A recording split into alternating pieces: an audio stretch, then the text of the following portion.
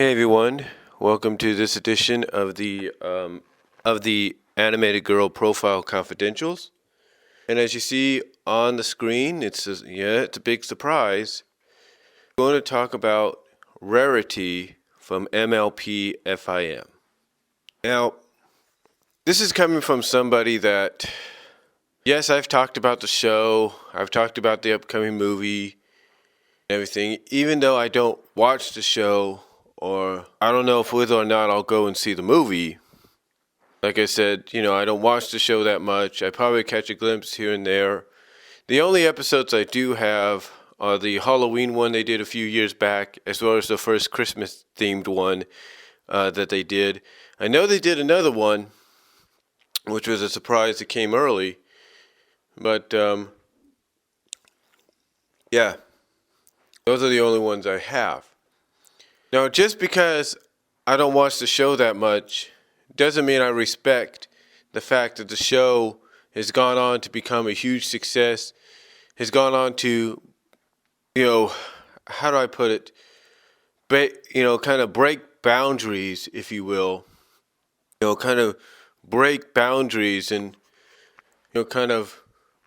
break barriers. That's what I'm trying to say, break barriers when it comes to different genders watching different shows, actually enjoying them for the stories that they give. MLP FIM, out of all due respect, did that, and is still doing that.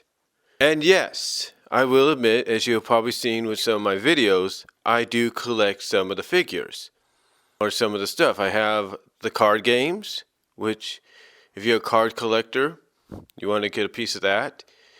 Yes, I do have various plushes and figures, but that's about it. Now, I'm going to say this. I'm not the kind that has everything MLP FIM. I'm not a brony. Let's put it that way. I'm not a brony. I'm not one. I mean, you can enjoy the show. You can collect the stuff here and there, but you don't have to be what's known as a brony. You could do it out of respect. You can do it out of nostalgia. Because let's not forget, MLP FIM wouldn't be where it is if it wasn't for the very first MLP back in the early to mid 80s. Now, with that said, let's get on to Rarity here. Now, the biggest difference, obviously, with between a lot of the MLP shows that have come before this, it's true you had your different kind of characters and everything, but the characters, main characters or minor characters, major or minor characters, never really had much personality to them. I mean, you knew who they were. If you paid attention to the shows, you knew who they were, but they didn't have much personality besides that. They didn't have much personality in a sense that the only thing that identified them were the marks. And maybe some of the facial or the colors, the marks, the little cutie marks as they call it now. But the little symbols, the colors, maybe if they were representing a toy that had just come out, like the ponies that had the crystal eyes and all that, stuff like that, and basically that's all the show, all they ever had. Now, true, My Little Pony Tales tried to improve on that by giving them personality, by trying to identify them, but still it was kind of a bit of the same thing. But they tried. And then fast forward to now, and basically you could see it's been greatly improved. Because the people behind it realize, hey, the only way people are actually going to get behind this and enjoy it is if the characters themselves have their own individual personalities, characteristics, and you can identify them and not look at them as being almost identical all the way around. And that's exactly what they did. And Rarity here is a good example of that. Rarity here is a huge improvement through any incarnation of the character in previous MLP incarnations. I mean, her character is an example of what they were planning to do. Her character is an example of basically what they were planning to do. With the show. Okay, I know that didn't make any sense. I got a little distracted because my dog wanted outside. But what I'm saying is, this is basically the direction that you could see that the creators behind the show wanted to go in. Because like I said, they realized that the only way people would get behind the show, like I just mentioned, is if the characters had different personalities and characteristics and looks that allowed you to identify them from each other. You know, they weren't basically the same kind of pony design. The only difference being, let's put the different symbol representing who they are. Maybe put a freckle here and there. They didn't have that. I mean, they didn't do that. They said, this is how we're going to distinguish them. And they basically said, this is how we're going to distinguish them, and that's what they did. And Rarity, like I said, is a good example of that. Now, like a lot of the characters, she's a bit of a complex, if you will. Basically the way Rarity is presented, from what I understand and from what I've seen and read, Rarity is basically, how do you say, I guess you could say I wouldn't say the femme fatale, if you will, of the group, but she's the attractive, but let's just say she's the eye candy. Let's put it that way. She's the eye candy of the group. That's very sweet, very kind-hearted, but is not without her faults. You see, like I said, I've not watched the show at all, even though I do have it in my Netflix queue just to probably take a look at every now and then. Then, if there's nothing else on, I might catch a glimpse and see what's going on. But like I said, she's not without her faults. Neither of the, as they call them, main 6 or possibly now main 7, depending on what happens next season, are without the faults. They are not. And like I said, they are not. And they're not without the faults. And they are not. And the same is with Rarity. See, Rarity, from what I've understood and what I've read from what other people who do watch the show, do watch and follow the show, have said, she has basically her faults are the fact that she sometimes lets her ego, get the best of her. She lets her ego get the best of her at times. She also lets one of the faults she has basically is it's her ego that she sometimes, depending on if the story calls for it, she lets get the best of her. Second, is from what I've read, I didn't see the episodes, but from what some people have said, just through the synopsis and what people have reviewed and said, she has this desire, she has this fault of being easily influenced by a higher class of ponies. And what I mean by being influenced, what I mean by easily influenced, is to the point that, it makes her kind of rethink, who she should be around with. Should she stay with her friends, or should she move on and be with the kind of ponies that she feels and believes, or feels and desires, I guess you could say, not believes, but desires to be with, because, she believes at times, or dreams sometimes, that this might be the class of ponies she needs to be around with because of who she is. I mean, in the show, she is basically a fashionista, as they call it. She's a fashionista. She runs her own, or helps run her own fashion bouquet, where she basically designs clothes for her friends and for royalty, and for anybody for any customer that's going to pay her what she needs. She's willing to make the clothing or make the fashion design for them, fashion design and clothing for them. Now again, that's part. Again, that does that. Now again, getting easily influenced is one of her biggest faults, because, like I said, she being around a certain group of ponies makes her influence to want to be with those ponies, if you catch my drift.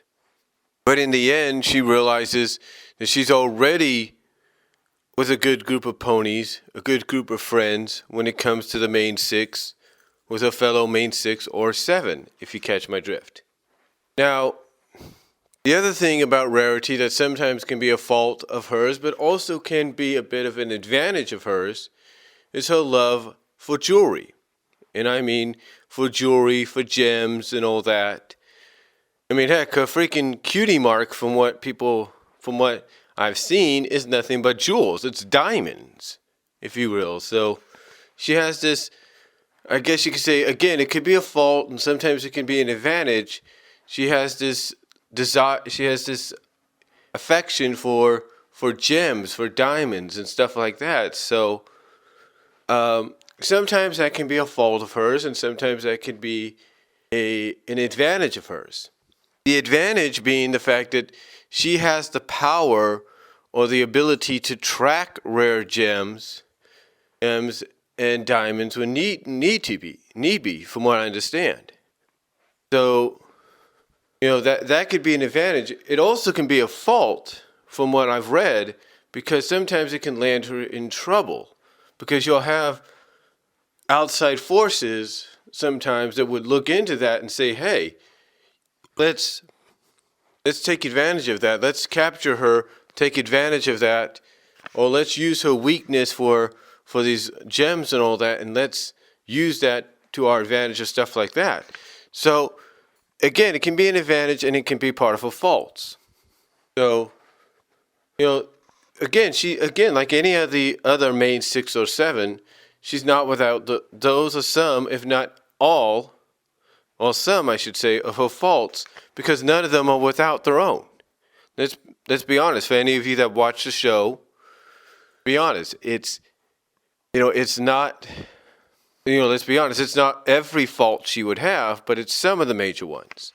Now, again, though, she is a very loyal and a very loyal friend. She's very loyal. She will do what is right. There's no doubt about that. I mean, she'll stand up for her friends. In fact, one scene that gets constantly clipped and shown on YouTube is from an episode where her, Twilight, and Dash come to Spike's aid, and she basically says something that she's more into fashion, and she's basically telling these dragon bullies who are picking on Spike or something like that, or threatening Spike, basically tells them that she's more into, that when everybody's getting ready to kind of defend, when you have the other two getting ready to help defend Spike, you have Rarity at first going like, you have Rarity when it cuts to her, because you first got Dash says something, then Twilight says something, and then when it cuts to Rarity, she says something along the lines of fighting is not her thing. She's more into fashion. But then she gets aggressive and says, but she'll rip them to pieces, the Dragon Bullies, if they hurt Spike. So, but that she'll rip them to pieces if they hurt Spike. So, she does stand up for her friends. She even encourages her friends sometimes to do better. Now, she, like a lot of her friends, I think they did do an episode or a 2-part episode where she, along with some of her friends, to defeat an enemy, did temporarily get what was known as rainbow powers or something like that, which is why you see those toys getting sold a lot. So, she temporarily got that, but overall, her character is very complex at times just because of some of the things I've mentioned here. But again, I think a majority of the main 6 or 7 have that same kind of complexity. They, because of who they are, their faults and stuff like that. Now, another thing though that makes Rarity a very popular character out of the main 6 or 7, at least to me, is her affection towards Spike. Now, obviously, when Spike first sees her, he falls tail over heels for her, or head over tail for her, if you catch my drift. Falls basically heads over heels for her because here's this very attractive pony that's part of the main group that's becoming a friend, and he's starting to develop feelings for her. Now, here's the thing at first. A lot of fans would always question, did she know this, or did she know this, and was she just taking advantage? No, she obviously she knew. Because there's an episode towards the end of one episode, it's called, I think, The Secret of My Excess, or something like that. And basically towards the end, as both her and Spike are falling, through the sky, you have to watch the episode to see what I mean. Spike tries to finally tell her how he feels, and she quiets him with a hoof. Tears are coming out of her eyes and everything, as she quiets him with the hoof because she knows. She already knows and she already understands. So that is one thing that a lot of fans that made Rarity very, very popular among fans, is the fact that she knows about this affection that Spike, these feelings that Spike has for her, and obviously she does, in a way, sometimes return those same feelings. But to a lot of fans, even though this has helped make Rarity who she is, make her a very popular character, but in turn, like I was saying, that is what's made her a very popular character, because of that affection and those feelings she now acknowledges that Spike has for her, and vice versa. But the only problem is the creators, the writers of the show, have not come out and made anything official.